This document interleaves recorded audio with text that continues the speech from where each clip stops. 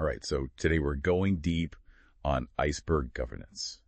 Iceberg governance. Yeah, you heard that right. Governing icebergs. Okay.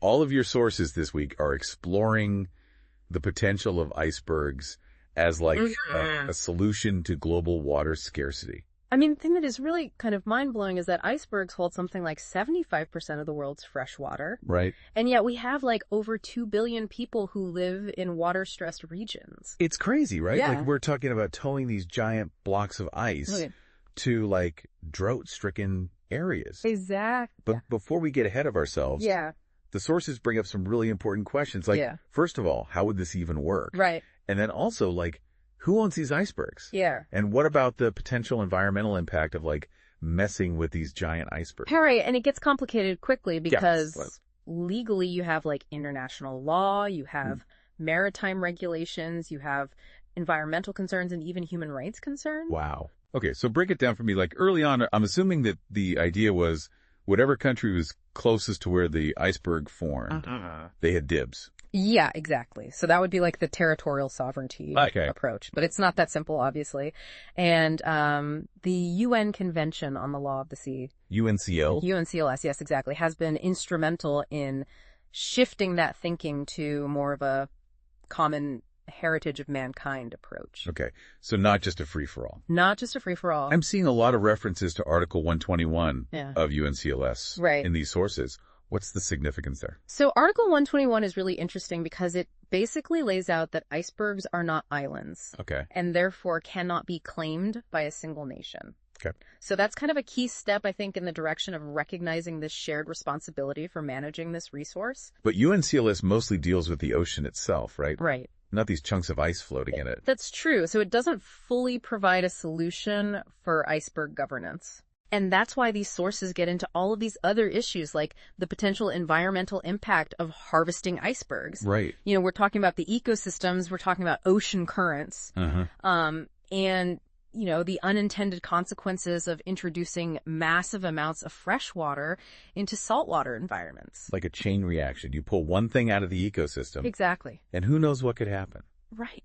One of your sources brought up this idea of the right to development. Yes. Which I've never heard of before in like the context of icebergs. Yeah, so the right to development basically says that everybody has a right to participate in and benefit from development. Okay. Including access to resources. And so when you apply that to icebergs, it becomes about making sure that any use of this water source is done equitably. Right. So that nobody's left behind, and especially communities that are already struggling with water scarcity. Okay, so it's not just can we do it, but should we? Exactly. And if we should, how do we do it fairly? Your sources also mention this organization called the Arctic Council. Yes. What is that? So the Arctic Council is really important because it brings together all of the Arctic nations to collaborate on issues that impact the Arctic. Okay. Including, you know, management of icebergs and all kinds of other issues.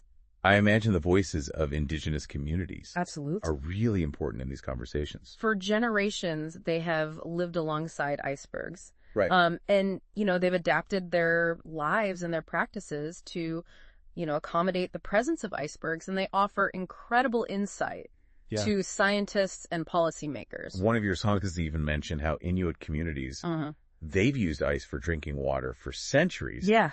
And, like, they know how to find the good ice. Right. That's not salty. Exactly. So it's like this traditional knowledge could be really useful. Yeah. As we're trying to figure out how to make this iceberg harvesting thing work. Right. So it really underscores the importance of incorporating traditional ecological knowledge along with scientific research, you know, bridging those two worlds. Okay, this is getting really complex. Yeah. So we've got these giant icebergs. Yes. But how do we turn them into, like, usable water? Yeah. What are these sources saying about the technology involved? Well, forget the lasso. Okay. We're talking high-tech solutions. Okay. Advancements in remote sensing and monitoring are key. So think satellites, you know, tracking iceberg movements, you know, giving us real-time data to make decisions about which ones to harvest. So we're not just like grabbing any iceberg that floats by. Exactly. And what about the actual harvesting? So researchers are exploring some fascinating techniques, including the use of massive geotextile membranes. Okay, I need a visual. Imagine wrapping an iceberg in a giant high-tech shower curtain. Okay. So it captures the meltwater, and it reduces losses from evaporation or wave action. That's both brilliant and kind of wild to picture. Yeah. But then how do you transport it? We're still talking about huge distances. Huge distances. So there's an idea of towing smaller icebergs using specially designed tugboats. Little iceberg tugboats. I love it. Another even more ambitious concept involves melting the ice at sea. Okay. And then transporting the fresh water in these giant flexible containers towed by ships. So these mobile reservoirs. Exactly. Pushing the boundaries of what's possible. Yeah. But we do have to acknowledge the risks, you know. Of course. We have to be mindful of the potential impacts on marine ecosystems, you know, disrupting migratory patterns, altering ocean currents, things like that. Right. We don't want to solve one problem and create a bunch of other ones. Exactly. So then who is responsible for making sure this is all done like safely and sustainably? That's where you need strong and transparent governance frameworks. Okay. And it's not just about international agreements. It's about collaboration at every level. From, global organizations down to local communities, all working together to ensure responsible and ethical use. We've covered a lot of ground. We have. From the science and technology to the environmental and ethical concerns. Yeah. But I feel like we're just getting started. We've laid the groundwork now. Let's dive deeper into the future of iceberg governance and what it all means for our relationship with this vital resource. I'm ready when you are. Let's do it. We were just talking about the technology involved, but I'm really curious about, how do we translate all of this into actual policies and frameworks? Yeah. Your sources talk a lot about, the need for adaptability. Yes. Especially with, a rapidly changing environment like the Arctic. That's key because you can't just rely on static agreements when we're dealing with something as dynamic as icebergs. Right. The Arctic is experiencing some of the most, dramatic effects of climate change. Ice caps are melting. Yeah. Sea levels are rising. And the very landscape that these icebergs come from is transforming. So how do you build a governance framework that can keep up with that kind of constant change? One of your sources dives into this idea of dynamic governance. Okay. So instead of rigid treaties, imagine a system where agreements can be adjusted based on new scientific data. Okay. Changing environmental conditions, input from local communities. It's like a living document. Exactly. It's constantly evolving as we learn more. Exactly. And it's not just about international agreements. Your sources highlight the importance of multi-level governance. Okay. Where decisions are made through collaboration between international bodies, national governments, and local communities, including indigenous groups. One of your sources uses this phrase, polycentric governance. Yeah. Where you have these multiple centers of decision-making. Yeah, that's a great way to put it. That all have their own, expertise and perspectives. Exactly. And it's about recognizing that there's no one-size-fits-all solution for something as complex as iceberg management. Right. You need that diversity of voices and perspectives to create a system that's truly effective and sustainable. But even with a flexible system, how do you get everyone to agree? Right. We're talking about all these different countries with competing interests. Absolutely. And different priorities. Yes. And potentially very different views on how this should all work. You're hitting on a key challenge, and it requires building trust. It requires fostering open communication and finding common ground. Yeah. And one way to do that, according to your sources, is through benefit sharing mechanisms. Okay, so it's not just about who gets the ice. Right. It's about who benefits from it. Exactly. This could involve financial compensation to communities that are impacted by iceberg harvesting. Okay. Or technology transfer initiatives to help developing nations build their own capacity to manage this resource. One of your sources focuses on a case study in Newfoundland. Yes. Where they're already harvesting icebergs. Right. For high-end bottled water. Exactly. And they've had to develop very specific regulations. Right. Around that whole process. It's a great example of how local governance can be a testing ground for these ideas. They have to balance economic opportunities with environmental protection. Right. And they have to make sure that the benefits are shared equitably. It sounds like we could learn a lot. Yeah. From these small-scale examples. Absolutely. As we start to think about scaling up iceberg harvesting. These local initiatives can provide valuable insights into best practices, potential pitfalls, and how to navigate the social and ecological complexities of iceberg utilization. Okay, let's go back to the tech for a minute. Okay. Your sources also mentioned some pretty wild ideas for turning these massive icebergs into usable water. So we talked about those giant geotextile membranes to collect meltwater, but there are other possibilities being explored.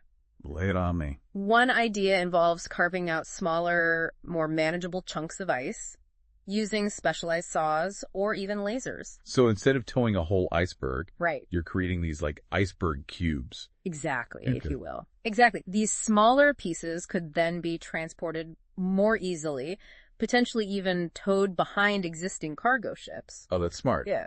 But I imagine there are still massive logistical challenges. Absolutely. Even with smaller pieces of ice. One major hurdle is the melting process itself. Okay. Icebergs melt from the inside out. So you need a way to control that melt and prevent contamination from salt water. So some of your sources talk about using these enclosed melting chambers. Yeah. Almost like giant floating greenhouses. Right. To create a controlled environment. Yeah, that's one approach. For the ice to melt. Another involves using microwave technology to selectively melt specific sections of the iceberg. Okay. Creating a sort of ice slurry that can be pumped and transported more easily. That sounds pretty sci-fi. It's definitely pushing the boundaries of what's currently possible. But that's what's so exciting about this field, you know? Yeah. It's driving innovation, and it's forcing us to rethink how we approach water resource management. All this innovation is great, but we can't forget about the potential risks. Of course. You mentioned environmental impacts earlier, but are there other concerns? Yes. You're bringing up a crucial point. Any large-scale intervention in the natural world comes with inherent risks, and we need to consider the potential economic impacts as well. Like disrupting existing water markets. That's one. Or creating dependencies on iceberg water. Right. That might not be sustainable in the long run. Those are important considerations. There's also the risk of unintended geopolitical consequences. Oh, so disputes over who controls the icebergs. Exactly. Who profits from them. Right. Or even how they're used. Exactly. It's a bit like a modern-day gold rush. Yeah. You know, the potential for conflict is there if we don't have clear rules and equitable governance frameworks in place from the start. So again, it's about getting this right. Absolutely. From the beginning. We need robust environmental impact assessments. We need transparent decision-making processes. Right. We need international cooperation to ensure that iceberg utilization is done responsibly and sustainably. Okay. And we can't lose sight of the human element. I'm glad you brought that up. We talked earlier about the incredible knowledge held by indigenous communities. Yes. But what about the broader social and cultural implications of iceberg harvesting? Like, how could this impact the lives of people who live in these regions? That's a question we need to explore more deeply. Yeah. For some communities, iceberg harvesting could provide economic opportunities and access to fresh water, but it could also disrupt traditional practices. It could alter cultural landscapes, and it could raise concerns about sovereignty and resource rights. One of your sources highlighted the importance of doing thorough social impact assessments. Absolutely. Alongside the environmental ones. Exactly. We need to understand how iceberg harvesting could impact everything from local economies to community dynamics to cultural heritage. It's a reminder that this isn't just about science and technology. Right. It's about people's lives. Yes. And livelihoods. And it's about respecting the cultural and spiritual connections that many communities have to these landscapes. This has been such an insightful conversation. It has. We've covered the legal frameworks, the cutting-edge technology, the potential risks, the importance of ethical and equitable governance. We have. And we've only just begun to explore the vast potential that icebergs hold for addressing global water scarcity. That's right. Before we wrap up, I wanted to shift our focus to the future. What does all of this mean for our relationship with water, with the Arctic, with our planet as a whole? You know, we've been focusing a lot on the practicalities of using icebergs to solve water scarcity, but this feels so much bigger than that. It is bigger. Your sources point to some really big picture implications here. Yeah, it's about fundamentally changing our relationship with water. Okay. You know, right now we treat it as this finite resource that's tied to specific locations. Right. But if you can access these massive freshwater reserves locked up in icebergs, that whole paradigm shifts. Yeah. One of your sources describes it as like moving from a model of scarcity to one of abundance. Exactly. If you can just like unlock this hidden reservoir of water. Right. And that has huge implications for everything from agriculture to economic development to geopolitical stability. Yeah. Imagine a world where water-scarce regions are no longer constrained by their geographical limitations. It's almost like terraforming. But instead of creating new land, you're creating new sourcing of water. Exactly. But as we've been discussing, there are so many layers to this. Absolutely. Not just the technical ones. We can't just focus on the how of harvesting and transporting icebergs. We need to be equally invested in the why and the who. Yeah. You know, what are the ethical implications? Right. Who benefits and who might be negatively impacted? Right. These sources really emphasize the need for a truly holistic approach. Yeah. One of your sources had this point that really stuck with me, which is like, you know, iceberg harvesting could either like exacerbate existing inequalities or create new ones. If we're not careful, this could become another resource. Absolutely. That's just grabbed up by whoever have the most power and money. That's a very real concern. And we have to be intentional about ensuring that any framework for iceberg governance includes mechanisms for equitable distribution and benefit sharing. Okay. It can't just be about who can afford to tow an iceberg home. Yeah. It has to be about addressing global water needs fairly. This goes back to what we were talking about before about like bringing all the different voices to the table. It can't just be scientists and policymakers. It has to be local communities, indigenous groups, developing nations. Yeah. Everyone's interests need to be represented. One of your sources even suggests like the creation of a global iceberg commission. Wow. To like oversee this whole thing. That would be amazing. From setting ethical guidelines to like monitoring the environmental impacts. To like mediating disputes. A global body dedicated to icebergs, it sounds futuristic. It does. But maybe that's the level of coordination and collaboration we need to make this work responsibly. It really highlights like how big of a challenge this is. But also the potential for like positive change. Exactly. If we get this right, iceberg harvesting could become a powerful tool for international cooperation. Not just for addressing water scarcity, but for tackling other global challenges as well. It forces us to think bigger. Yeah. To move beyond like our current models of resource management. And like embrace a more collaborative and sustainable approach. And it pushes us to consider the interconnectedness of everything, you know? Right. We're talking about icebergs, yes, but we're also talking about climate change, social justice, economic development, the future of our planet as a whole. It's a reminder that even something as seemingly simple as water can be so complex and multifaceted. Absolutely. And the decisions we make today about iceberg governance will have ripple effects for generations to come. This deep dive has been truly eye-opening. It has been fascinating. You know, it's challenged me to think differently about water, about the Arctic, about the possibilities for like innovation and collaboration on a global scale. If I can leave you with one final thought. As we navigate this uncharted territory, we need to keep asking ourselves, not just, can we do this, but should we do this? And if so, how can we do it in a way that benefits all of humanity and protects the delicate balance of our planet? Those are powerful questions, and I think they're a perfect note to end on. This has been an incredible journey, and I want to thank you for joining us on this deep dive into the fascinating and complex world of icebergs and their potential role in shaping our future